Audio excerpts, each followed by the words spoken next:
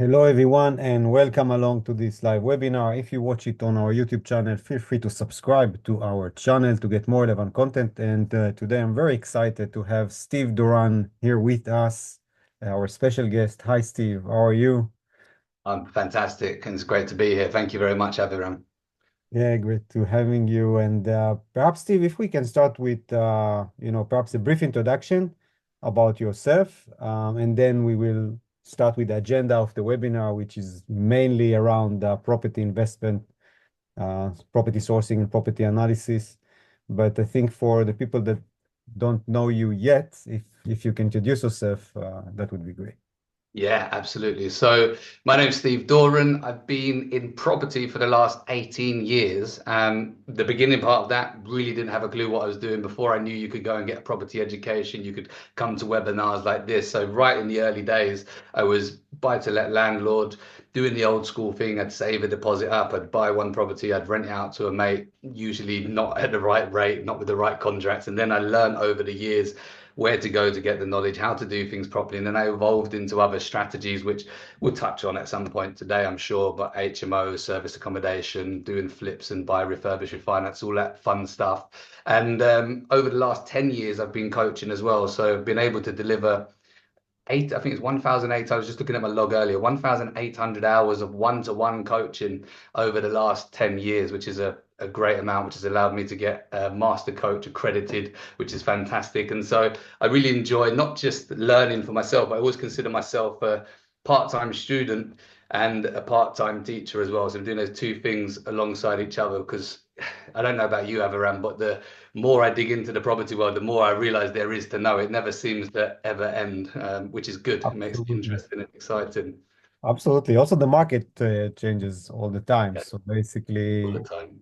yeah. And so perhaps you need to adjust your strategies based on what's going on. And it's always interesting. And I think that the points that I see that we are aligned are in terms of education training. I think that digital tools come together and basically help you to do better, like using your like data and analytics, and also you can improve your management of your portfolio. So, and I think, Where were you 18 years ago? That's what I want to yeah, know. yeah, look, this was the goal, like to provide a one-stop shop property investors to do everything they need to source property and analyze the potential turning, manage their existing portfolios, and also get finance online. So yeah, I think then the entire world was like basically started to evolve. I think during COVID, when you saw people that started to look for more digital solutions, because basically the situation forced them to do so. And I think at this stage, you saw many prop tech companies that started to provide solutions to this market, which is, I think, great. And we always encourage people to adopt technology, to become more digital, and hopefully in this webinar, we will touch both. So we'll get some tips and training and strategies from you, Stephen, and we will show how you can also implement those strategies using the Lendo platform. So I will start with the agenda for today. Can you see my screen? Yes. All right. So I'll do a brief introduction, really less than 10 minutes about the Leno platform, and then Steve will speak about mainly your best practices on how to source properties, and also perhaps, some tips about property analysis or decisions making, etc.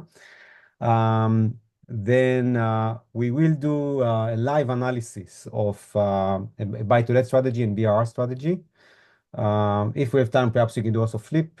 And for me, it's interesting to hear your thoughts when we analyze. We put some random numbers, but we can speak about the metrics and the things that you think investors should look at.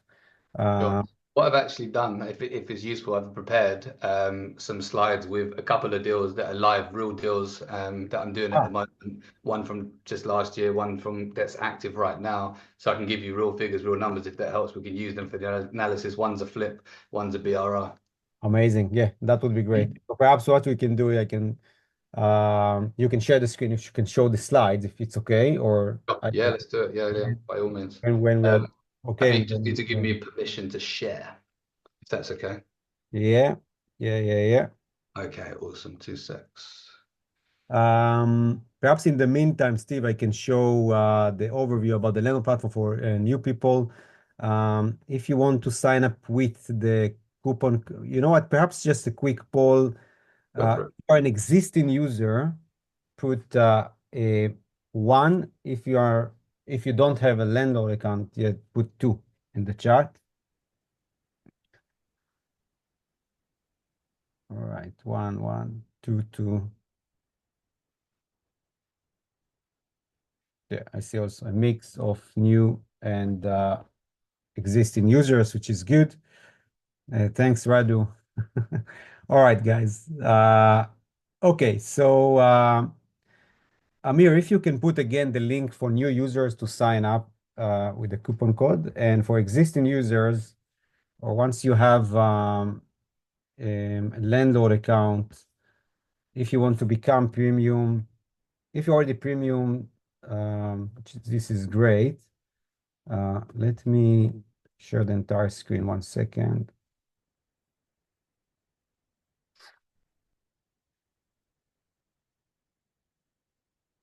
So the way to get the coupon code is to go to your settings page,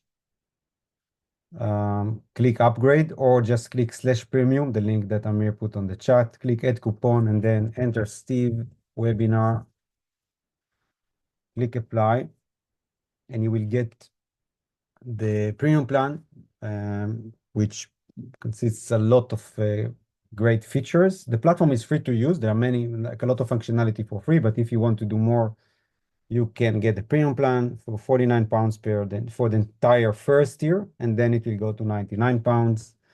This is a special offer during this webinar time. About landlord in a brief. So we have three main sections: invest, manage, and finance. On the invest side, we will touch during this webinar. You can source properties. We have hundreds of thousands of properties being uploaded to the system by the estate agents. We have properties from auction houses, online auction houses all around the UK for the upcoming auctions. You can also get properties by a category. For instance, if you want repossessed properties, then you can run a search, and here basically we will take you to the relevant website. It can be Rightmove, Zoopla, or on the market. For each property that you can source, you can add it to your watch list. And this is a premium feature to manage a watch list. And then you can also create alerts. So if you want to get alerts on price increase or price decrease for property on your watch list, it's also a premium feature.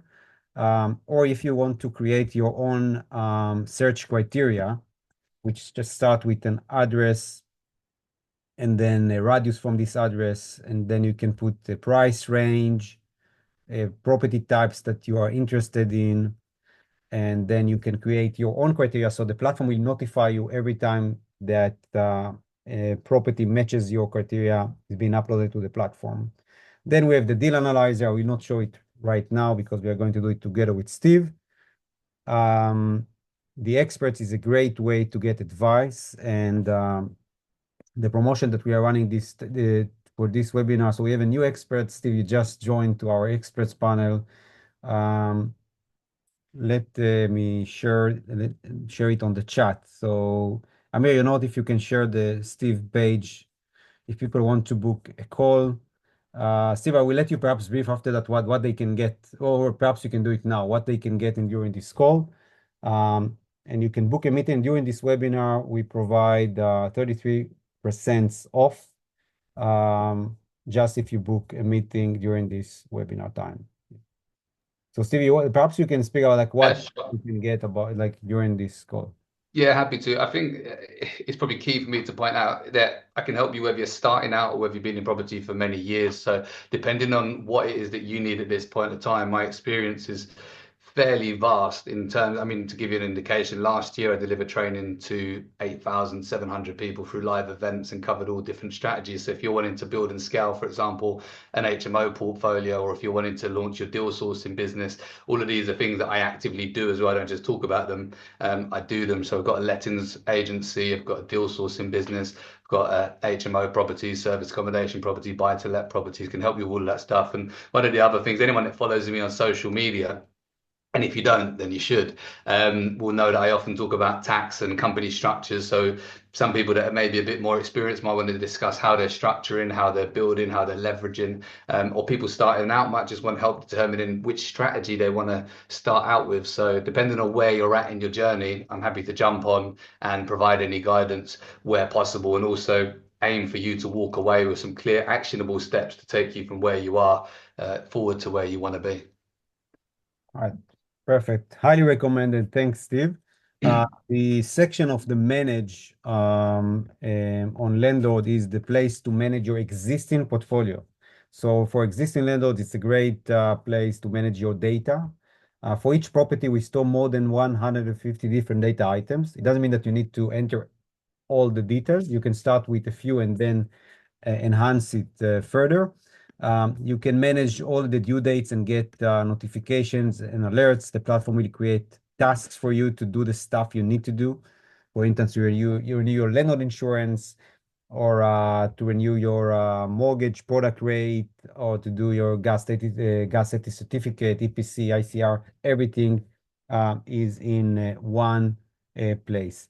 My Documents is a great module to store documents and share documents with others. So you can store documents on a common level for each property and for each owner, and also for each company that you manage on Landlord. Landlord supports more than one ownership. I'm doing it very briefly, but of course you can use this chat to get more information from our team, and you can subscribe to our YouTube channel to get more relevant videos and tutorials and webinars. Then on My Documents, you can also create package of documents and share them with others. In a few clicks, you can decide if it's a single property package or multi-property package. Then you select the property. You can include some details about this property, and then select the documents you want to share. And the platform will create an HTML page for you with the documents you want to share, and you can share them with anyone for a certain time. Then you have the My Tenants page. This is the place to manage your tenants and tenancies. You can create a rent collection for each tenant, payment schedule, so you can basically track the rent. And on the cash flow section of the platform, you can link your bank account or upload transactions using a CSV file, or just add them manually to track your cash flow over time. And also you can generate a P&L report and a property breakdown report, expenses report, and more. So this is basically the managed section. I will end with the interactive report, which is a summary of your portfolio in terms of performance. For instance, you can see the top performing properties and the worst performing properties. And you can go property by property by clicking on the picture in the background. And you can also see in several metrics, this is a demo account, so you can ignore the numbers. You can see how this property ranked if you compare it to other properties in your portfolio. So the manage section is the place for existing landlords to manage their existing properties. And finally, the finance side of the platform. So here you can find mortgage products, live products from buy-to-let lenders. The engines of landlord will analyze your portfolio in the background. So it's basically the recommendations should be targeted to you. And then you can start a process to get your mortgage illustration online. And you can also get bridging finance with landlord. You just need to fill in this quick questionnaire and get indicative terms in a few minutes. So this is basically in a very high level overview about landlord. So now let's jump in to the agenda. Steve, by the way, if you have questions, feel free to ask them on the chat. If it's relevant, perhaps we can answer as we go. But if not, don't worry, we have a session for questions and answers in the end.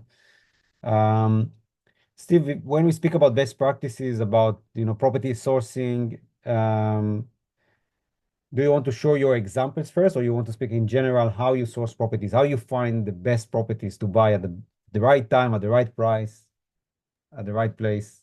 Yeah, I can show you the example. We can talk about how I found those. I think it's interesting to highlight the point that I'm a deal sourcer, so we find a lot of off-market deals. That's a big part of what we do in the deal sourcing business. However, the ones I'm going to show you are deals that were just sat on the market. Anyone could have gone onto Landlord, found them, analyzed them, seen that they stacked up, and gone ahead with those deals. They weren't top secret, tucked away deals. They were on the market. I think the keys knowing two things. Number one, how to run the numbers and practicing and getting good at running the numbers and using technology nowadays and tools like Landlord to help run those numbers. And number two is looking out for motivated sellers. And there's a bit of an art to the negotiation. It's not the property price that it's listed for that you're buying for. So a lot of people go to me, oh, Steve, I've gone away, I've run some numbers on some flips and some BRRs and I can't get them to stack up. Well, hold on. Are you taking into account the fact that we're looking for motivated sellers, that we want to negotiate some money off of the initial asking price, in which case that deal might stack, So I think those are the two key things, getting very good at running your numbers and also getting good at negotiating. And in order to do that, you just have to understand some fundamental principles, which we can speak about during the webinar. Did you want me to pop up the slides and run through a couple Yeah, of yeah, deals? yeah, that's good. Okay, great. Can you see that okay? Yes. Mm-hmm. Excellent. So, I'd like to open things up with a quote. This one I got today is that the thinking that got us to where we are is not the thinking that will get us to where we want to be. And I say that because there's some people who have maybe not made a leap yet to invest in property to get their journey going. And so this is hopefully a little push for them that if they want something different, they're going to have to do something different and to look at things differently. Or those that are currently on their journey, maybe they're already a buy-to-let landlord with 30 properties, but again, if you're wanting something more, which generally speaking, people that come to these webinars are looking for something more, are looking for the next level, then we need to start looking at things again in a different way. Maybe buy to lets needs to change to HMO or serviced accommodation.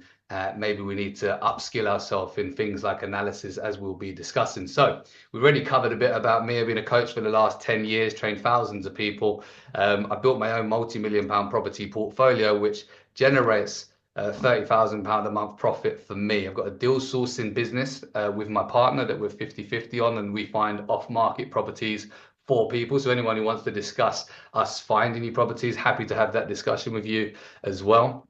And we've also got a HMO lettings business where we manage shared properties for our investors. My main strategies personally are buy to let, raising private finance through doing joint ventures, serviced accommodation, buy, refurbish, refinance, doing flips, and HMO property. Somebody asked in the chat actually, do I do commercial property? I've got a fair knowledge on commercial, but just to be transparent, it's not a strategy that I'm actively pursuing. I say that I'm buying a commercial property at the moment in the pension, but that's just because that's the only type of property you can buy within the pension. And I'm not doing it because it's not a good strategy. It's just not my primary strategy at this point in time. So if you aren't already connected with me, please do.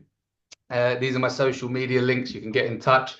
I tend to post every single day a piece of content relating to property. So if you're wanting to get free content, free learning, free knowledge, then my goal online and social media is purely to provide value and value-based content. So please do connect with me on there. But let's get into a deal then. So this is the first one. This is a deal that I actually bought last year.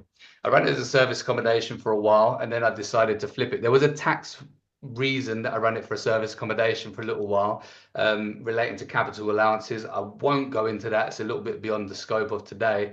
Anyone who is interested in specifically tax-based knowledge as it relates to property, I'm running another webinar next week, which is purely to do with tax and property. So keep an eye out on my social media and you'll see a link to that as well. I'm going to be bringing on a property tax expert from one of the largest tax accountancy firms in the UK. They've got 27 offices across the UK and bringing their property senior tax consultant on to fire a load of questions about things like capital allowances. But this is one that was on the market.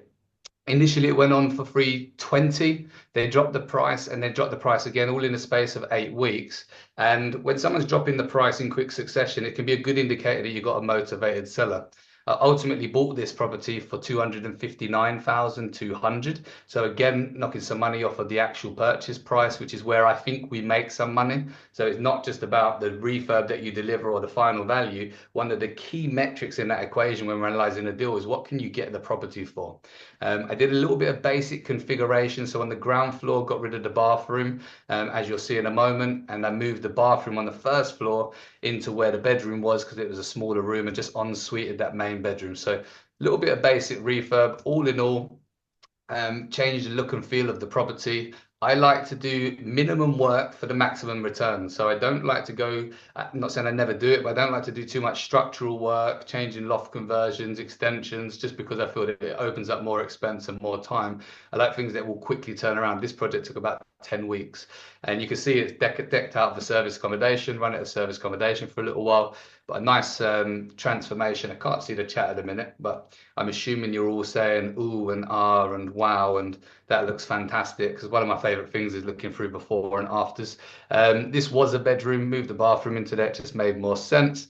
And then the large bedroom just chucked an ensuite on, and again have decked it out. So this is the bit that some of you probably want to get into, which is the numbers, the financials. So bought it for 259,200. The stamp duty and legals were 10,034. I appreciate that's going to be slightly more since the last budget, because there's been another 2% on top. Don't shoot the messenger. Refurb came to 34,776.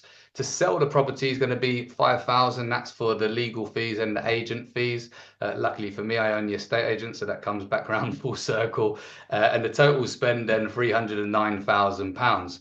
The property value then turned up to be £400,000. We've just been taking our first set of viewings over the weekend. So if that sells at 400,000, we've got a £91,990 profit. So just the deal that was sat there on the market. A couple of Steve, I have a question. What yeah, about please do. finance? You basically purchased in cash, or you used you basically bridging finance, or Abraham, it's such a good question. And it's a good question because I know you haven't seen my slides, but what I'm going to do in a moment is break down, if I were to use bridging finance, what would it be? Because I know that we're talking about how we're going to finance properties here. This one, personally, I bought for cash, so just to frame it, but I appreciate not everyone's got the cash lying around to do this, right? So this is the property on the market now. Would it work with a bridging loan? So what would happen then? So same purchase price, obviously. If we took a bridge out at 75% loan to value, so that'd be 194,400 on a bridge. According to Landlord, I put a quote through the platform earlier. We got £16,230 cost. That's based on me turning it around in 6 months. That's 2 months to deliver the refurb, or two to 3 months, and a couple of months to sell it, and a bit of a buffer as well. Again, same costs on to sell. So initially, you'd require some funds then, 25%. I based that on a 25% deposit, and your stamp duty and your refurbs, of course. Now, I will add to that and say that, of course, with bridging, you can potentially add the refurb. You probably could bring these initial funds down, or you can potentially use private finance, as I do in some other properties as well, and bridge the rest. I've seen that done quite successfully by quite a few students in the past. But nonetheless, there's still profit here. So even with these funds, if you use these numbers, £109,000, if you did 2 flips in a year, you could be making £150,000 profit. And again, this, I should point out, this is 4 hours. This particular one's 4 hours away from where I live. I didn't fit the kitchen. I didn't paint the walls. I didn't lay the carpet. You know, I had a project manager who dealt with that and took care of the property in my absence, and just sent me daily updates. So strategies like this can be very hands-off if you set them up in a good way. I think that's the difference between being a landlord or being an investor. Really, investor, somebody who sits back and deploys funds and makes them work for them. So a different example. So this is a BRR. This one I did use some private finance. Sorry, go for it. perhaps we can. You want to take a break and then put the numbers now on Yeah, the. let's do that. Yeah, good shout. Let's go for it. To let's try so it will be fresh. So Let me take a note of the numbers before I drop this. Sorry. ah, okay. Some of them I Uh, know offhand, but not the bridging and so forth. Right. Okay. Right. So on landlord, I would go Yeah. to the invest section of the platform and I would click deal analyzer. Um, and you can start it from the source. Like if you basically want also to find the property, you can find it here and then from the property page, you can go to the deal analyzer. So um, we will put some information when you start the analysis, but you can start from scratch. So you start with an address. I can put any address, yeah. Doesn't matter, Steve, yeah, because we want to speak about the numbers, yeah. So, did you want the address for that property? I'm not sure it's perhaps we can put, why Yeah, not? fine. It's up to you. I can give you the postcode. It's DE4 2AY, and the road is the Dale. I think I need the first. Okay, you know what? Okay. I looked for it earlier. The house itself didn't come up because it's a house name, but the Dale came up. The Dale, Dale, the Dale. But it was the in front of it. THE. Sorry. DH. THE. Ah, PHE. Yeah. And then space Dale, which you just had. DALE. And it's Bonsall, BON, and then I think it should come up. There you go, top one. All right. That's the area, yeah. Okay, then you use so here basically you did a flip strategy, which is buy to sell. So the strategy was purchase, refurb, and then sell. The purchase price, by the way, with Lendo, you can get estimation using property data, what should be the purchase price. And you can use the same estimation to get the GDV. So for instance, if you change the number of bedrooms and number of bathrooms, and the interior finish quality was below average, and then it got above average. Yeah, I think that the postcode is not. What is the DE4 2AY, Alpha Yankee. to a y like this? Yes. Is the internal area, is that meters or feet? Or does it not matter so much in this? Square meters. Because it's about 120 square meters, this Ah, one. okay. Just want okay, so we can run the example with the exact numbers, but just want to show like basically Oh, you can kind okay, so it 120 you said yeah. was a flat or Detached house, Thatched house, three beds, three beds, one, two bed, two but well, ensuite and the bathroom, yeah. and it was when you purchased, it was below average, unmodernized. Unmodernized when I purchased it, yeah. All right, the outdoor space, Got a garden, yeah. garden, and off-street parking. No. Ah, okay. So I click re-estimate. By the way, on the premium plan, you have unlimited property value estimation. On the basic one, you have only three. So take the advantage to upgrade to premium with the 50% off using the coupon code Steve webinar. We will show you how you can do it. Okay, so I got the purchase of 290. What was your number? I don't remember. Uh, I purchased for 259, 200. okay. Yeah, So this is good. Basically, you got it with a discount, basically. exactly, yeah. 259,500, yeah? 200. 200. Sometimes I like very specific numbers when I'm offering. There's no logic to it. Then in order to calculate the sale value, you can click again the sale estimation, then basically change something here, like number of bedrooms on internal area or just the interior finish quality. The change was Steve, like you changed like you added rooms or something? No. No rooms. I did reconfigure so some of the rooms became bigger, but I don't think I think that would just come into the finish of the property, to be honest. Okay. And I think that maybe the postcode again is because it's come out the 2AY. That's it. Then so basically this can give you just an indication, yeah. It doesn't mean that this is the real price. And it's 460. And perhaps like there was like price increase. We can take a look on the postcode information. Someone wants to give it to me, then I'll take it. But in your case, the sale price was 400, yeah? Putting them for 400. Yeah, we're getting interest at 400. All right, 400, and refurb cost was 35, call it, to keep it round. all right. And here basically you can decide if you buy it with the bridging finance or cash purchase. Let's do cash I purchase. think your purchase price changed back. Sorry, I don't know if that matters. Yeah, you can change it here. All right. And I can always click on the edit, and then here I can change information. Let me see if the sell value is still okay. Yeah. Um, so when you edit, you can basically adjust the numbers. So the stamp duty, I think this is calculated based on the current rate, and you paid less, yeah?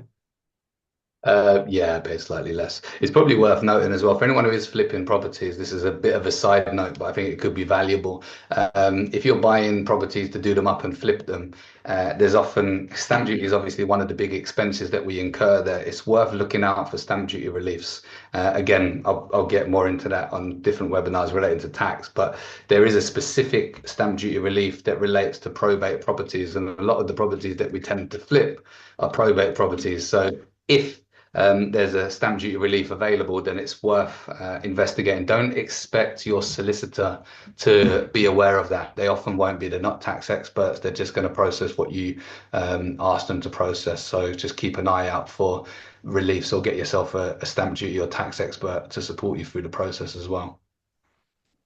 Yeah, good advice. So in your case, how much you pay? It was include. I bundled the tax and the legals together. It was just over 10,000. Call it 10,000. All right. Then you have the closing cost. You can click on the advance just to put, if you wanted to do the breakdown of legal fees, inspection costs. And if we put like 2,650. I don't know if it makes sense, or you paid more for legal agent, auction fee, sourcing fee to purchase the property, not to sell.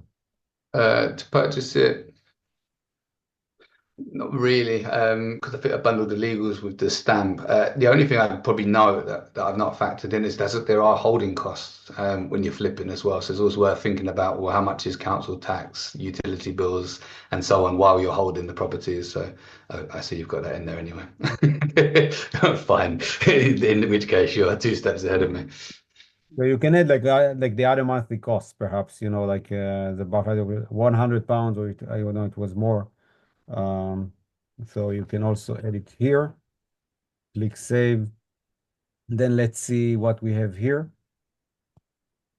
Okay, so the profit, I think quite similar to what you had. And basically, this is based on cash purchase, and the return on capital deployed is 28.75. And you need to invest the total cash investment 306, basically. And the property valuation was 141. But I think I know what it's basically. It's a 6 months project, no? Yeah. All right. Okay, so here you can see also the summary. On the premium plan, you can generate a report as well. And you can get the postcode information, which is also important to understand what's going on in this postcode. You can see the 5-year capital growth, some facts about this area, including average price per square foot. And then you can get some rental stats with average prices for basic average rental income based on the property type, some data about the council tax, average pricing, asking prices in this postcode, comparables, which is very important. So you can see recent sales in this postcode, some statistics about local crime, schools, age distribution, commute method, and more. Steve, how important is to take a look on the postcode as well, like to see what's going on in the area when you do a new project or like, I think it's really how important is it? I think it's incredibly important. One of the things that we do when we create packs for investors is we include a lot of the information that you're putting down there. You know what the crime in the area is, because if you've got investors that aren't familiar. Well, one of the things I always say, look, some people say never buy a property that's not in the area you live. I say never buy a property that's in an area that you don't know or understand. So this data, this sort of statistics, this really helps us to get an understanding of the area that you're investing in. So I think it's incredibly important. yeah. And soon we will also embed it into the report. Yeah, now if you, let's go back to the results. Let's say that you took it with the bridging finance and let's take it to the 75%. Then basically the profit went down, but the return on capital deployed basically went up because your total cash investment went down as well. Mhm. And here it's interesting because you see, like if I change it to 12 months, you will see that the bridging loan costs will jump. So if you take bridging, you need to be very like with a very solid plan how you exit the bridging finance. So because usually bridging finance will be for 12 months, there are some products for 18 months. But you can also repay, like our products basically can repay after 3 months with no penalties. So so yeah, this is the risk when you take bridging, because the cost will increase the longer you do the project. Okay, Steve, let's now take a look on the BRR and then we can analyze the BRR deal. I will let you share the screen again. Sounds good. Thank you very much. So this one's a little bit closer to home for me. This one's in the area of Bromley. Can you see that okay? Yeah. Okay, fantastic. So this one's in the area of Bromley, which is where I live at the moment and reside. I just want to let everyone know that this is quite important that there aren't any deals left in the area of Bromley. So if you are looking for deals, make sure you go somewhere else and keep away from my home turf. And I'm only kidding, by the way, before you all panic. It's just a joke. So this particular one, but it's a buy, refurbish, refinance, and it's a buy, refurbish, refinance, but not just to have as a standard rental, it's to keep as a HMO. And I have to point out that this is in an Article 4 area, again, a bit beyond the scope of today, but that means that this requires planning permission as well as licensing, and that planning permission is underway as it stands. So I'll go through, this is an active project, so this is happening right now. So I'll go through this particular deal. You can see it's pretty much there in terms of the refurb. And I should mention that I did create a viewing checklist as well. So if you're viewing property and you want to take a checklist along with what do you bring with you, what should you check when you're at the property, what should you check before you visit the property, you can use this link to get that, or the QR code. So it's bit.ly HMO viewing checklist, and it's specific to HMOs, but it will also cover all properties as well. If you follow that link, put your email in, it will send you a copy of the 4-page viewing checklist that I created for you guys as well. So please do Yeah. have a look at that. Let me put it on the chat so we can put it again just for people. Awesome. Thank you very much. So this one, I had an offer accepted at 425. Again, just to reiterate, part of the game of property is buying things at the right price. You know, it's not just about finding, when we sell at deals as deal sources, we sell them BMV straight off the bat. We let the sellers know, we find motivated sellers, that's what we're going to do. When we're buying for ourselves, we're trying to do that. I've got 3 rules with property, or 3 pillars, that I always try and meet, or always try and look out for. Number one is buy at the right price, buy below market value where possible. Number two is add value to a property. That could be through a lease extension, title split, or in most cases, a refurbishment to the property in a BRR. And then the final one is what you doing with the property at the end. How do you get the highest return per square meter on it? So this particular one, it would still stack up as a buy to let, and that's my backup plan if I had any problem with the HMO. But HMO will always bring in often triple or quadruple the profit of a buy to let. So if you've got several of those, that obviously amplifies. Now, because it's not finished yet, it's going through the mortgage process at the moment. I'll provide the pre-valuation that I had from the Sterling Ackroyd Chartered Surveyors, which said that the final value of the property will be 600,000. This was done back in July, around the time I purchased the property. And you can see the before and afters because a lot of it's complete, or it's pretty much all complete now.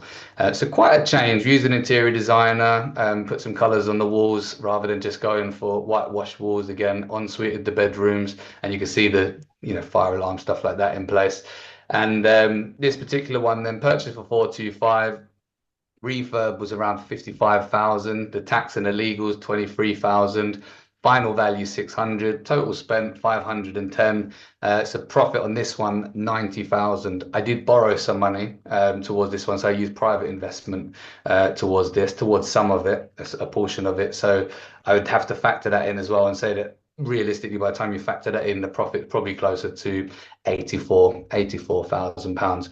That said, obviously I'm keeping it, refinancing it, looking to raise a mortgage around 450,000 on it, which would mean that when I keep the property and run it as an HMO in that area for that quality of room, we're looking at £900 a room per month.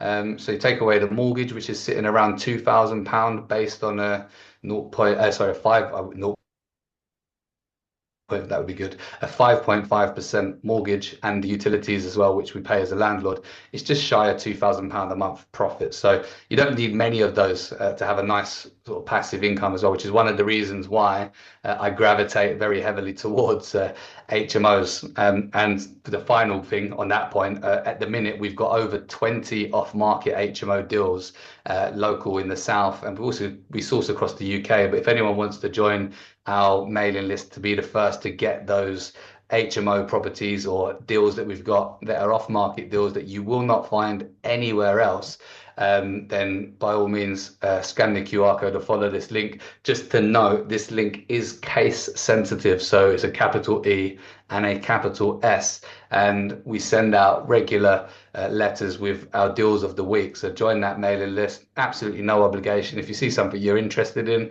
then you can drop us a line. We can bring you around to have a look at it, and the rest will be history, as they say, Avaram. So did you want to put in some of these numbers into the BRR calculator as well? Yeah. I think let me see if you can see. Let me know if you can see the screen. All right. So again, I will go to the deal analyzer, and here you just select the BRR strategy. I will just use like a random address right now. Okay. So BRR, we have the purchase price. What was your purchase price, Steve? 425,000. All right. The refurb costs? 55. 55. And here, do you want to use it like we use bridging finance to get it, or to do a cash purchase? Because you said that. A cash purchase, really. It's a difficult one because I only borrowed a small percentage of the money, and but I did pay 1% a month, so it's probably not. But I just didn't pay the exit fees. So it probably would have been similar on a bridge. You can put it through as a bridge if you want to see what comes back. Okay, let's do bridge it. Then we can reduce the bridge loan, and I will show you how you Yes. can. Yeah. Good shout. Then the after issue property value, which is the GDV, was 600. Yes. So basically, this is the value that the mortgage lender will refinance this property, basically. So this is very important, like the property appreciation during this through this project. The after it expected rent was Do you want it as an HMO or just if it was a buy to let? actually your plan is to use it as an HMO, so we can use it as an HMO. The gross revenue for the HMO 4,500. 4,500, I and can you. see some really good questions coming in. Are we going to do a Q&A at the end? Yeah, just we will finish this I just analysis. don't want people to think I'm ignoring them. I just because we're in a bit of a flow, but we'll pick those up at the end. Yeah, definitely. You can also use our estimation using the property data API to get the estimate for the rental income. So it's also something that is valuable. On the premium plan, you get unlimited. It just shows like a different address, so ignore the number. Okay, and then the refinancing was with the refinance with the long-term mortgage. And then I click proceed. And let's take a look on the metrics first. You have the sliders so you can play with them to see how it impacts the results. Okay, so initial cash investment, if you were like you took bridging finance of 75%. So you can see you need to put the deposit for the bridging finance, the stamp duty, the closing cost, refurb cost, and the bridging fees. Property appreciation during the refurb project, the bridging loan cost, and the BMV. Do you use this metric, Steve, the BMV metric? Uh, I don't. Well, in terms of what the percentage below market value, it's not one that I tend to use, to be yes. honest. So there are some investors, basically it means that if you take the purchase price plus the refurb costs, and then how much this is below the GDV, the Right. after. Brilliant. Yeah, yeah. Um, and here, yeah, you can play with the sliders here to see if you sell it with a higher price, how it will impact your metrics, or with a lower price. And you can also play with the purchase price and with the refurb costs as well. Okay, so after that, we will go to the short-term metrics for the let period. So money left in the deal. So money left in the deal, this metrics means that after you refinance, you get some money back. So from initial cash investments of 202, you actually left only 112. Okay. So I don't know, Steve, if you want also to explain this metric. So basically, because there was a property appreciation and you got a 75% mortgage on on the property value of 600, then you were able to get some cash back. Then based on the rental income, your net annual cash flow post refurb will be 24K, the return on capital employed 21. And then you have the long-term metrics. And this is interesting. So basically what we do here, and this is also available when you analyze a regular buy-to-let, you decide on the holding period. Are you going to hold it for 10 years or 25 years?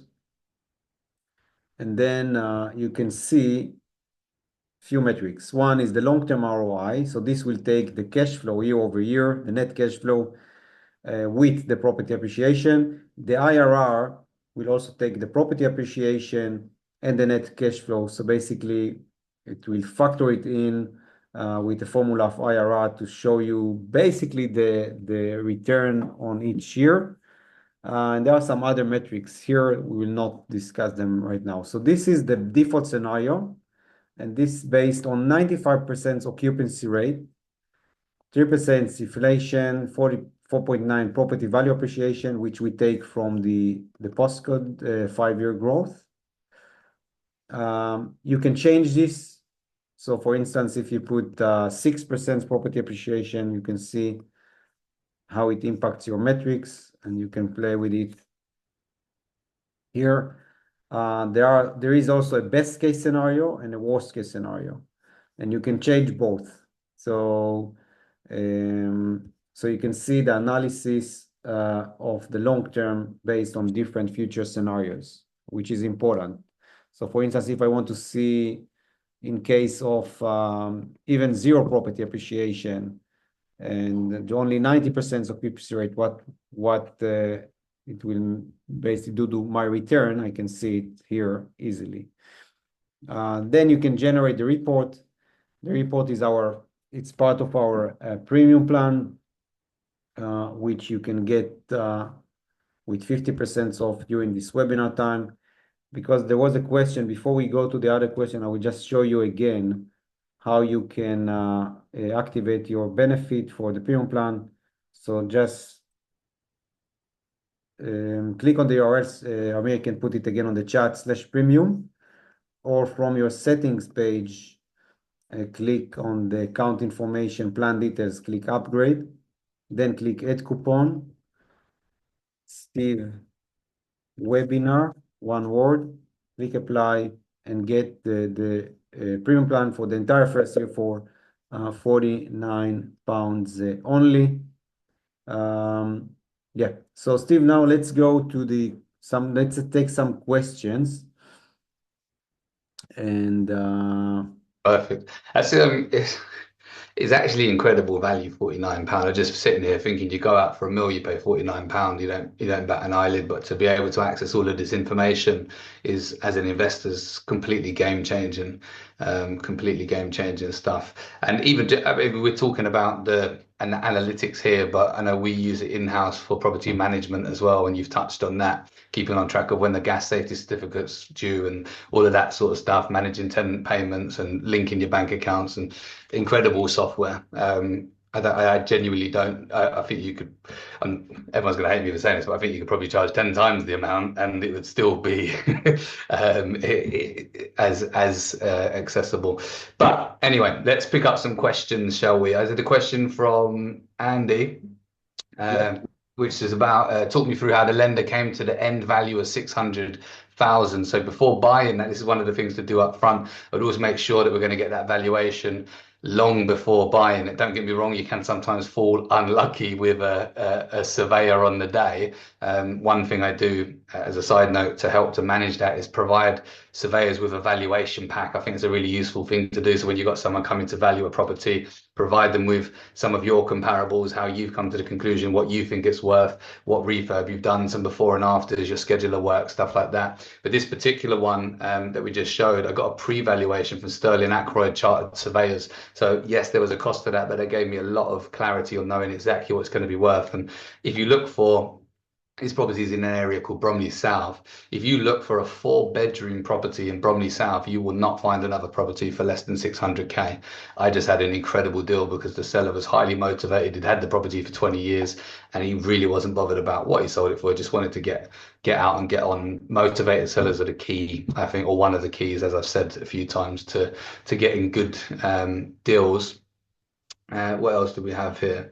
It's probably more one for you. How accurate are the predictions? I think a question, if I rephrase that question, how does Landlord actually come up with those predictions? What data is it running through? How's it calculating things like property value?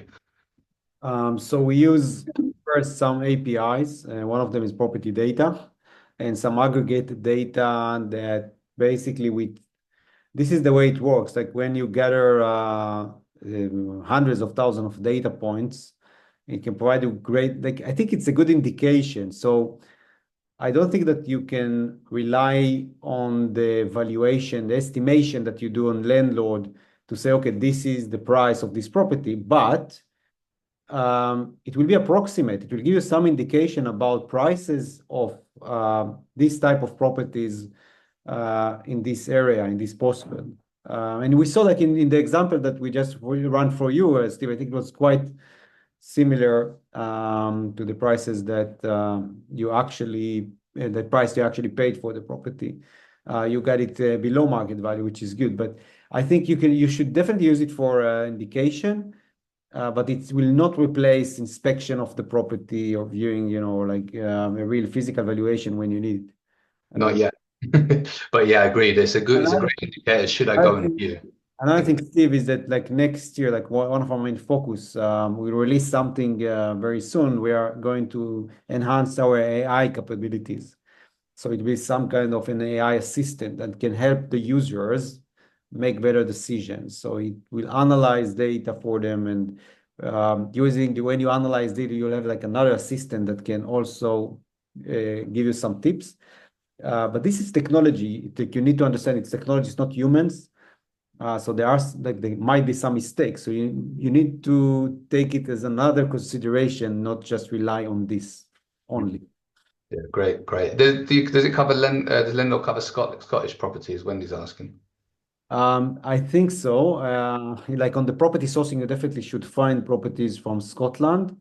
Yeah, I don't see a reason why not. In terms of the lending on the bridging side, we don't have options for like Scotland, unfortunately, right now. On mortgages, we do. So like you can find products for mortgages on landlord. You should find for Scotland properties. Anyone, by the way, who put a question a bit earlier, if you copy and paste it, just because I'm in the current chat, but I don't know if there's some miles up that I might be missing. You can also raise your hand on the chat and we will give you the permission to ask the question if you want. But yeah. You're feeling brave on a Tuesday night, come and join us and Yeah, grab a. yeah. Sarah's asked, or Sarah, I hope I got that right. If property, if a surveyor gives a low valuation, can you get another surveyor? So yes and no. It depends on your lender. Sometimes a lender will say you can contest it if you provide evidence of sold comparables within the area. Sometimes the lender will say you can go and pay for another valuation, and sometimes the lender will say no, that's that, and you'd have to go to a different lender. So you do have options, and those will depend on somewhat on your lender. Raj is asking about valuations as well. Is it higher if it's an HMO? Well, it's an interesting one. And what's the current rate? I'll answer it backwards. A current rate for HMO, I've just secured a mortgage at 5.59 and I've just secured a buy-to-let mortgage at 5.24. So they're not miles apart. Obviously, you always look out for the product fee and make sure that you're making an actual comparison between different products, because if you're not careful, you might get a rate like 4%, but the product fee might be 7% and throw the deal completely out. So hopefully that helps in terms of roughly what rates I'm currently getting. In terms of the valuation, there's two types of valuation, and again, beyond the scope of today, but I'll give a really quick summary. You've got a commercial valuation for HMOs, which is based on the revenue generated. And then you've got a bricks and mortar valuation. Personally, all of my HMOs are in the south, they're in Kent or they're in Essex, and they're all on bricks and mortar valuations.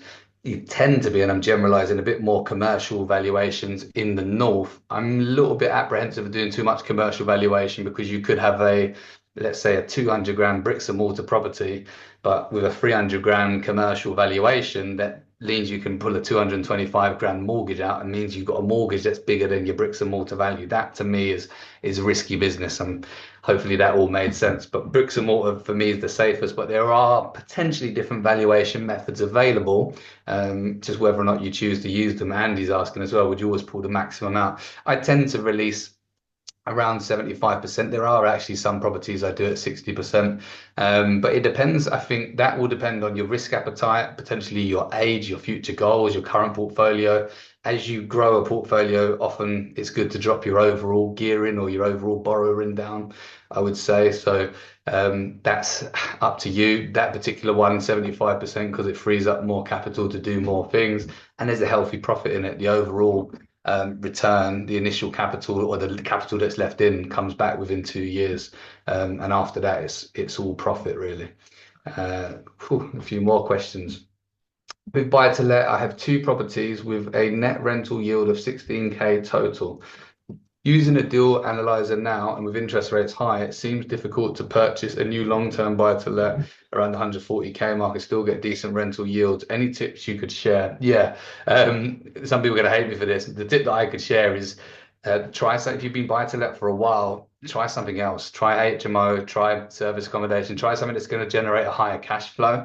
If you're determined that it's going to have to be buy-to-let, a lot of people are scared of HMO, by the way, but HMO really is similar to buy to let in terms of the management involved, in terms of what you have to do. The difference is the profit is vastly different. The cash flow, especially since interest rates have come up, it's made buy to let a lot more difficult to have a profitable buy to let. Since we've sort of gone back to what I would call normal borrowing rates, I think we had it quite good for quite a long time, and people adjusted to the rates that came after 2008. But realistically, these rates are more difficult on the buy to let. But if you're determined to do buy to let and your goal is cash flow, then you might want to head into areas where you get a higher yield. So that might be the other solution there. There's a lot of questions here. I'm going to scroll to the bottom because I'm losing track. Can you clarify if you get a commercial valuation or bricks and mortar valuation for your HMO business? I personally run on bricks and mortar valuations. I've got clients that do commercial valuations. Commercial valuations, how in depth do I go? To get a commercial valuation on an HMO, it's based on the revenue generated by the property. The calculation is this: revenue generated by the property minus operating costs, usually calculated about 25%. So if you've got a property that's 48 grand a year revenue. You take away 25%, then it's £36,000. And then you have a yield multiplier for the area. So that could be 10, for example. Now, and every area is different. So you need to find this out from your local surveyor. Now, if you got a multiplier of 10, that means 360,000 would be your valuation.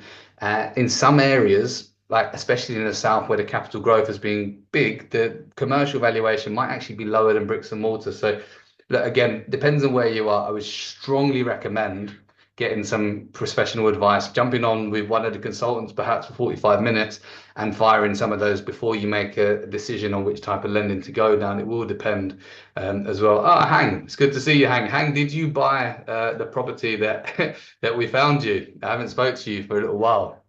Let me know if you bought it or if you're still in legals. Sorry, Hang was a coaching client that I worked with several months back, and we found a property on a coaching session. I believe she offered and accepted on. So let me know, Hang. Hang said, which strategy would you advise me to do if I had a large sum and would like to focus more on capital growth over time rather than cash flow? Is investing in the south better than north? Now, again, we will say the south or the north is very general. So I have to say there's obviously areas, pockets within those that will be slightly different. But generalizing, yes, you tend to see more capital appreciation in the south. Right now, personally, I'm investing quite a bit in Essex because with the HMO, there's less regulation in the areas that I'm in. There's no Article 4, for example, and we're very confident we're not only going to get cash flow, we don't need to compromise. We're not only going to get good cash flow, but we're also going to get very good capital appreciation there as well. Phew. I'm trying here, guys, but how long have we got, Avram? Am I good to keep firing away? Yeah, let's keep for 5 more minutes, and then I think I shared the link to schedule a call with you, and I think that we will have another webinar hopefully Yeah, soon. no problem. Yeah. All right, cool. So I'll Okay, do then this. let's pick the question you think more relevant for everyone, and then let's answer definitely. Yeah, all right, cool. Quite a few HMO questions, and hopefully you guys are enjoying the HMO side of things, which might be different to some other webinars. So happy to pull up a few of those. I'll do a Steve Doran 5 minutes, which is probably going to be 7.5. I like to add on Steve Doran added tax.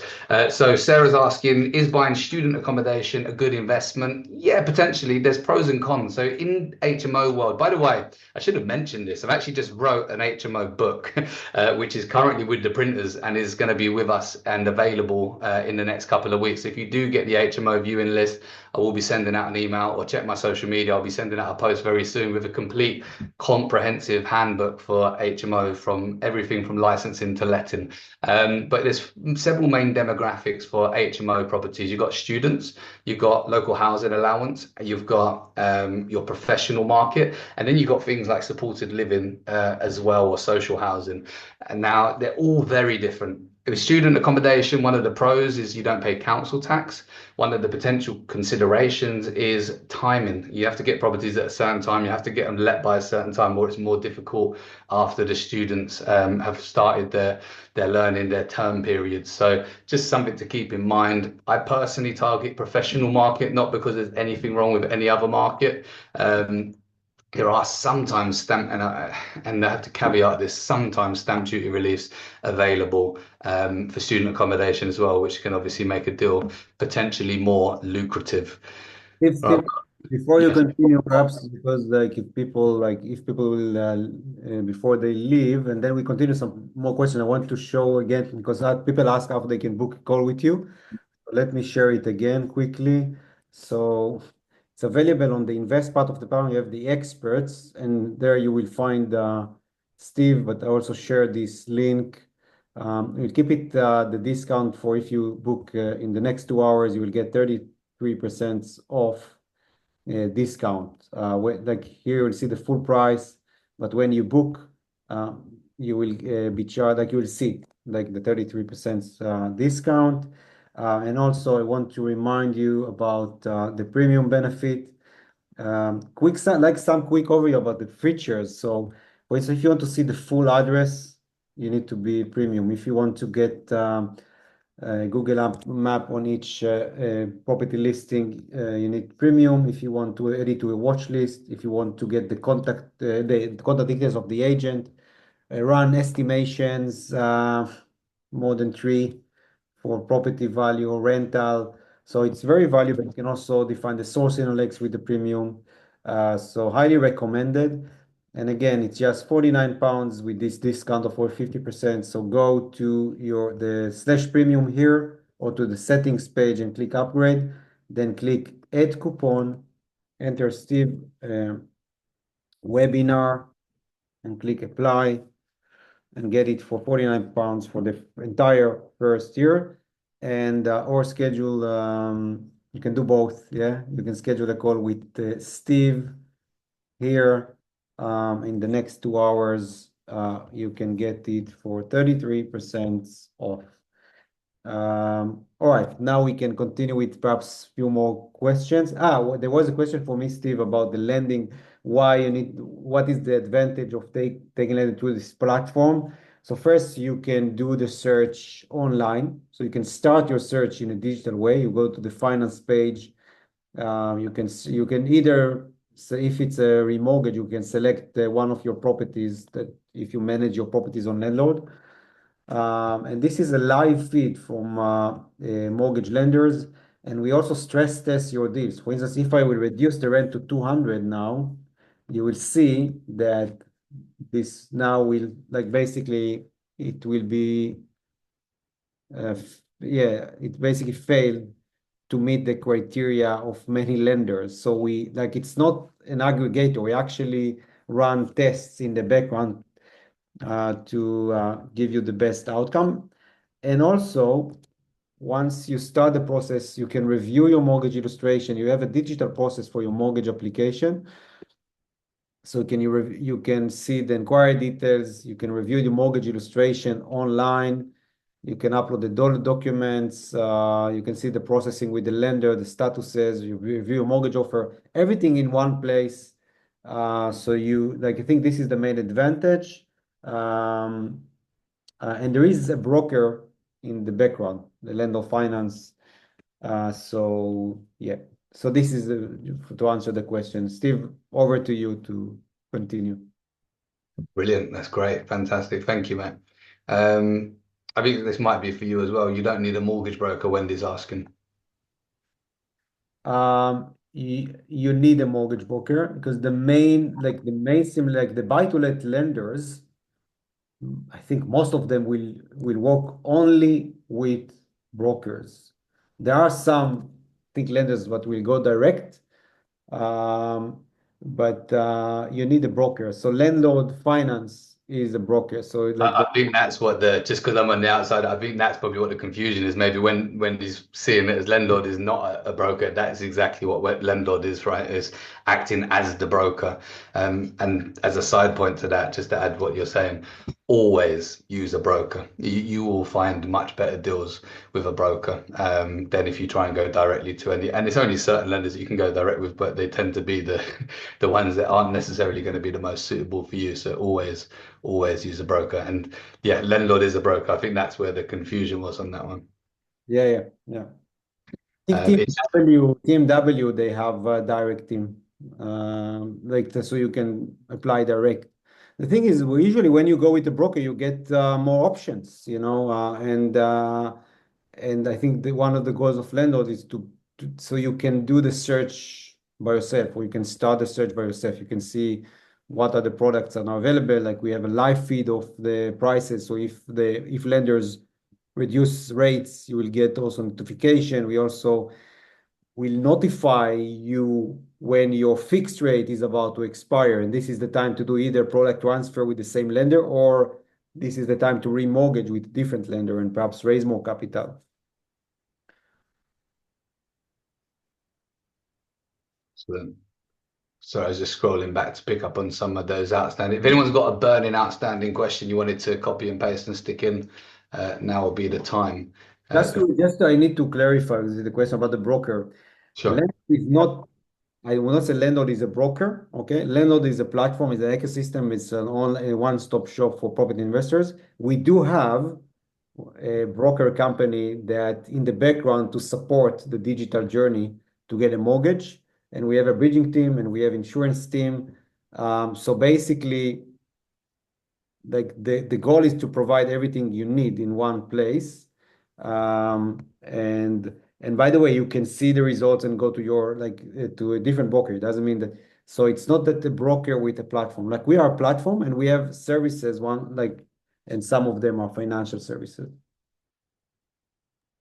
I've just seen a message. Sorry, I've just seen a message from Peter, who's one of our deal sourcing clients. So apologies, I missed that.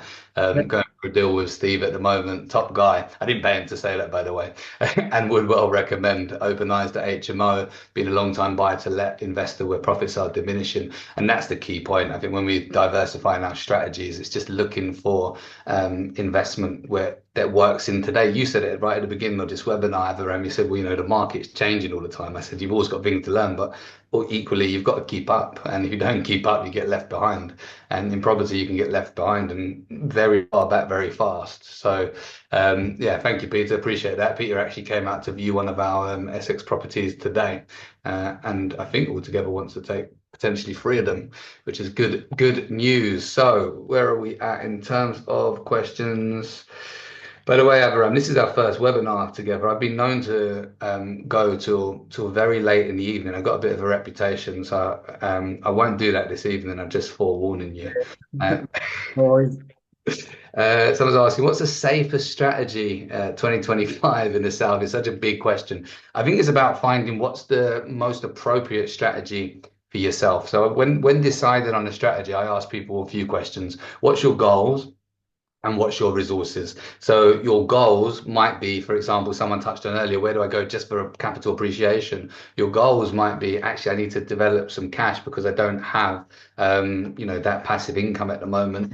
Or, and then couple that with what's your resources. Now, resources generally, I mean, how much cash do you or don't you have available at this point in time? And second to that, how much time do you have available? For example, if you didn't have any cash available, you might say, well, I want to start off with a strategy like sourcing deals, using platforms like Landlord to identify juicy deals, packaging them, viewing them, and taking them out to investors. Or if you're time poor, that's not going to work. So you have to look for something else. Again, so I think you have to look at, and I know I'm not directly answering the question, I'm not purposely evading it. It's just you have to combine what's your goals, where do you want to be in 1 year, 5 year, 10 years, alongside what's your resources. If you say to me, I've got £1 million in the bank, that's very different to I've got 10 grand in the bank. So we've got different resources. If you say that I want to build a portfolio, and this is some of the conversations I have with investors and clients, I want to build a portfolio for my kids. I've got a business. I'm not too worried about making money from this right now. I just want something that I can pass on. Again, different conversations. So I think look, there's plenty of great strategies in the South. If you push me into an answer, I'd say in many areas, HMO works well in this current economic climate. We've got a situation at the moment where you've got more people statistically are looking for rooms than there are rooms available. And there's 489,000 HMOs in the UK at this point in time. So it's a massive market for HMOs. The data is incredible. And that's where people are going to go in a market where they're struggling to otherwise afford the rent. You look at an area like where I am, for example, so if one individual wants to go and rent a flat for themselves, minimum 1,600 quid plus their bills, they're in for 2 grand. Or they can go and rent a room in a nice house for 900 quid. And so it's an option that many people are going to be gravitating towards. And that's before we get into things like social housing, supported living. There's obviously massive demand there. I think over the course of 22 and 2023, there was something like 1.5 million net migration into the UK. Those people are now looking for somewhere to live as well. Do I have any social housing HMOs? I personally don't do social housing HMOs purely because I like to identify a strategy and stick with it. I know many investors that do.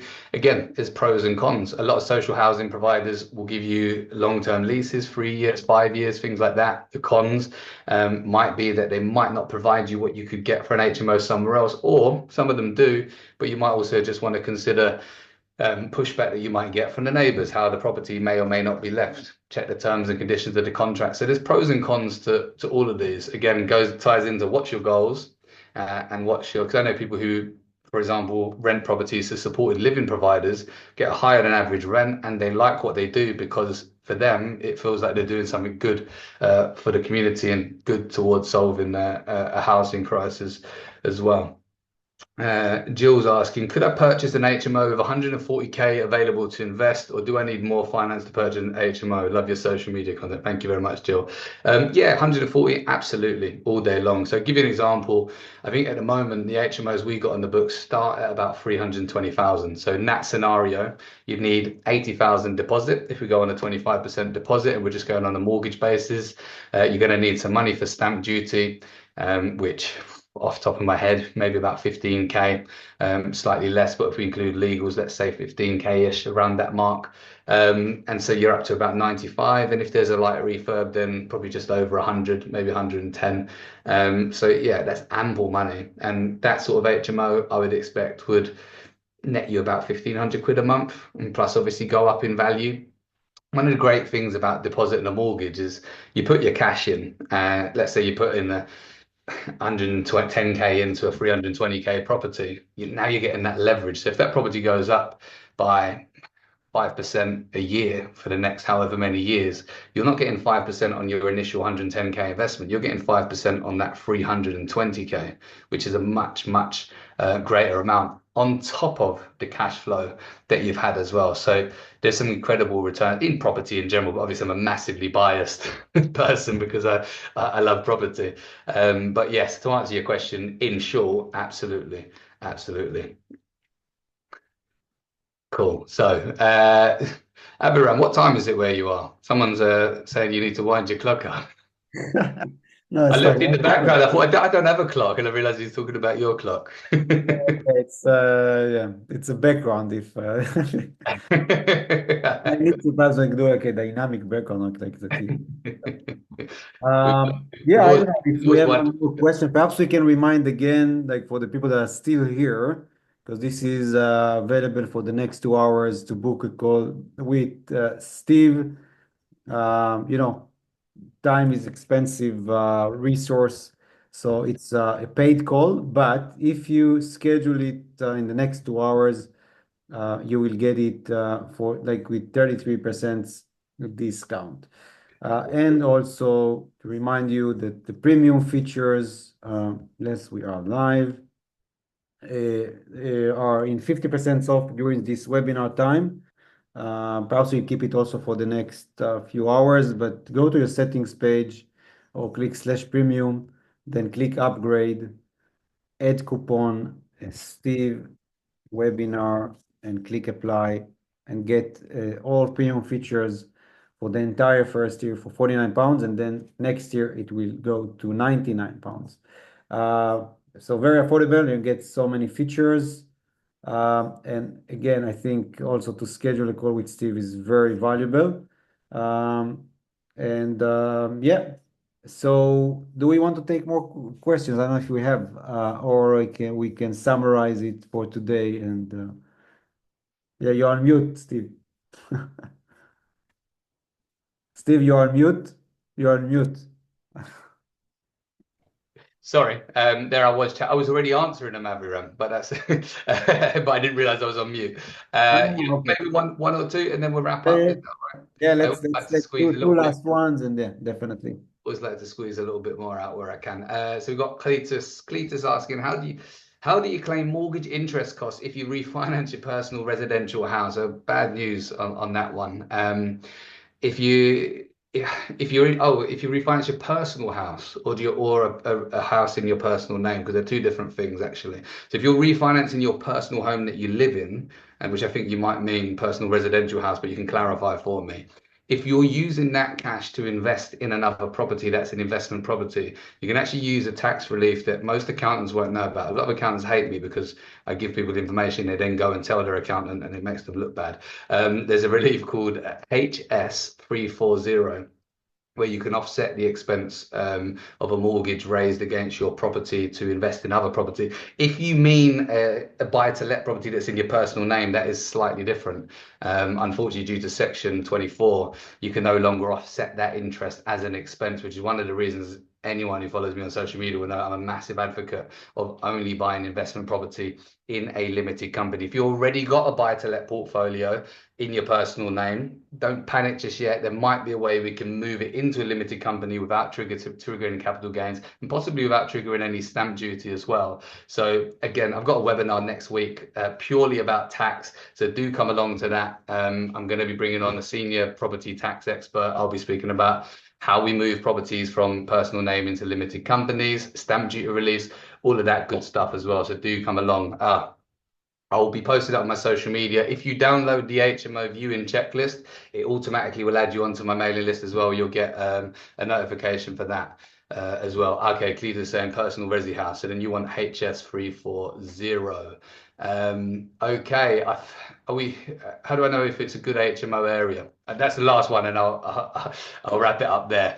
You can keep on, like, keep going if you want. Like, I'm okay. I'm good. I don't know if like people want to stay, they can stay. Okay, cool. I'll do two more then. This one's Stephen Jenkins, from my man Stephen Jenkins. How do you know if it's a good HMO area? There's three key things that I look at in terms of HMOs. Number one, what's the demand in the area? There's no point getting a property in an area where there's not a good demand. So the supply and demand. So I take people through how do we check a supply and demand in an area. Number two, what's the rental revenue that you can achieve for a room in the area? Number three, what's the purchase price of a property in that area? Because no point having a property that is a really high purchase price because it's going to throw all your numbers out, or a really low room rent, or a really low demand. You ideally want a good supply and demand balance. You want a good average room rent, and you want a reasonable or affordable property purchase price. There's obviously some other subcategories and variables to consider, but they're the key ones that would help me to identify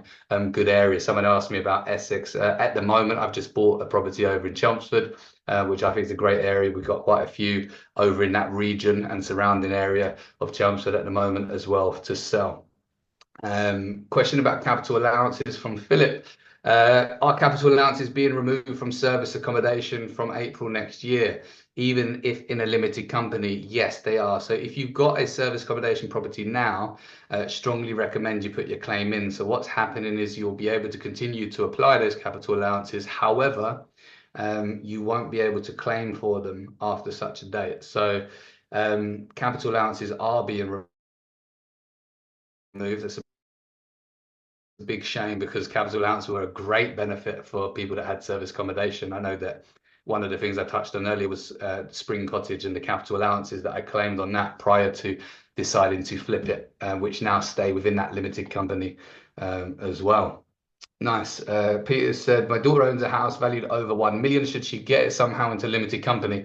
The answer is, and the answer is always going to be with a tax question, it depends. It depends on whether she lives in it, whether it's their primary residence, or whether it's an investment property. Depends on how many properties she has overall and what her personal tax position is. I'm assuming it might be, because I've got to make some assumption here based on what I've got. Okay, you've answered my question, that she lives in it. If she lives in it, by the way, the personal home that you live in, keep that in your personal name. That is the only one that I would say should stay in your personal name, because you benefit from stamp duty release on your personal home, capital gains tax relief on your personal home, and you can also get good mortgage rates and higher loan to value borrowing. So your personal home, so in this instance, I would say keep that in her personal name. It's investment properties, those ones in limited companies. When flipping, great question, Matt, in the personal name or a limited company. By the way, I like it earlier when I said one or two more questions. We're probably on about 5 or 6 now. But limited company, super simple. Flipping is a trading business. When you're buying and selling, if you go and start flipping in your personal name, you're going to get caught out by things potentially like capital gains tax. A limited company does not pay capital gains tax. It has corporation tax. It also has the ability to offset more in terms of expenses. So you 100% want to be flipping in a limited company. Would you recommend having a flat as an HMO? Yeah, provided there's nothing in the leasehold, the freehold that forbids it, or in the lease agreement that forbids it. HMOs can work quite well as flats. I got a friend of mine he built 8 flats. I converted all 8 of them into HMO properties, and it makes his block an extra £4,000 a month profit. So yeah, absolutely can. Will the removal of capital allowances from service accommodation mean that it's less advantageous to purchase SAs? Good question, Jill. I've always said, even when we were claiming capital allowances, because I used to get clients and coaches that used to obsess about the capital allowances, I've always said, even before we knew that they were going to take them away, it's the cherry on the cake, it's the icing on the cake. It is not the deal. Take the deal if the deal stacks up. And because it's the same income, you can still claim capital allowances quite heavily in commercial property, but don't let the commercial property be the basis, the capital allowances be the basis on which you're buying that property. So does it make it less lucrative or less advantageous? Not necessarily. Is it a shame? Yeah, of course. But I'm still into service accommodation. Still got those properties. My partner's still got, I think, something like 20 service accommodation properties. So we're very heavily in the short-term let business still. We're not planning to change that anytime soon. All right. So I think, okay, how easy is it to do an amendment to a lease? I might have lost the context for that. Is that in relation to the flats that we're talking about? So if you're taking on the property within a block of flats, you can ask a freeholder to amend the lease, if that's what you mean. And the answer is it depends on a freeholder in how difficult or how straightforward that is. Is 40,000 okay to start as a limited company? Yeah, absolutely fine. Just put it in there as a director's loan. It's obviously going to dictate what you can and can't do, but there's properties you can pick up with that level of investment. Okay, you mentioned HMO works in areas of demand. How do you do that? Is it literally for estate agents or room demand websites? Okay, I will do this is my grand finale for you, Stephen Jenkins. Let me pull up. I will pull up a screen and I will show you exactly how I check supply and demand live right now on this webinar. And I think that'll be a nice little value add before we wrap up. So if I quickly share my screen, just let me know if you can see spare room on my screen. Thank you, Steve. I appreciate you, mate. Can you guys see spare room? Can you see that? Now, spare room, but yeah, okay, brilliant. Spare room is the #1 site for HMO. So forget about Rightmove. We rent all of our rooms on spare room. So if I want to look for supply and demand, let's take Bromley, which is where one of the areas I've currently got HMO. So that one that I showed you earlier, Langdon Road, I also own two houses next door to that particular house. So when I go and do a search in Bromley, what I can see is there's rooms to rent in Bromley, 207. I switched that to rooms wanted, 522. So what that tells me is there are currently 522 people looking for rooms in Bromley, but there's only 207 rooms available. So that's a very strong supply versus demand. So it's very strong demand against the supply. You got 2.5 people looking for each room. If I go to another area that I'd say doesn't necessarily stack up very well, if I remember rightly, let's go to Doncaster. You got 278 rooms to give you an alternative example, and 128 people looking. That means you've got 2 people for every room, whereas in Bromley you've got you've 2 rooms for every person in Doncaster, whereas in Bromley you've got 2 people for every room.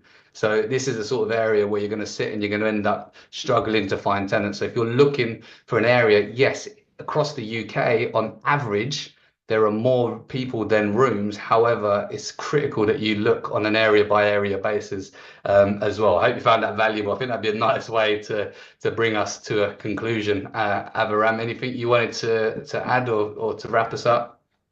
Yeah, I will just again do another reminder about the calls that people, if people want to schedule one-on-one with Steve, you can use this link. I will put it again. And in the next couple of, it's basically, we can do it from now, a couple of hours. You will get 33% discount. And also you get the 50% off. We'll keep it live for the next 2 hours, hopefully. Go to the settings page, click upgrade, then add coupon, and then here enter Steve webinar, click apply, and you will get the first year for £49 only. And then in the second year, after 12 months, it will be £99 for the second year.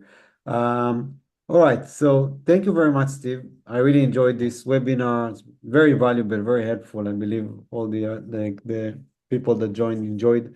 And I look forward to seeing you in the next webinar and to continue the collaboration with you. Yeah, and you can say also like last few words to the audience, and then we can wrap it up. Thank you very much, Abraham. Thanks again for having me on, and thanks for the opportunity to collaborate with Landlord. Fantastic platform. Guys, thanks for your energy, enthusiasm. I've got massive respect for anyone who takes time out on a Tuesday evening to do a webinar like this to develop themselves, to grow. And so I look forward to hearing your stories about how you've absolutely smashed it. And hopefully I get a chance to share some of that journey alongside you guys as well. So do connect with me on social media. And as I always like to say when I wrap these things up, let's make the rest of your life the best of your life. Thank you very much, guys, and take care. Bye bye. Thanks, everyone. Thanks, Steve.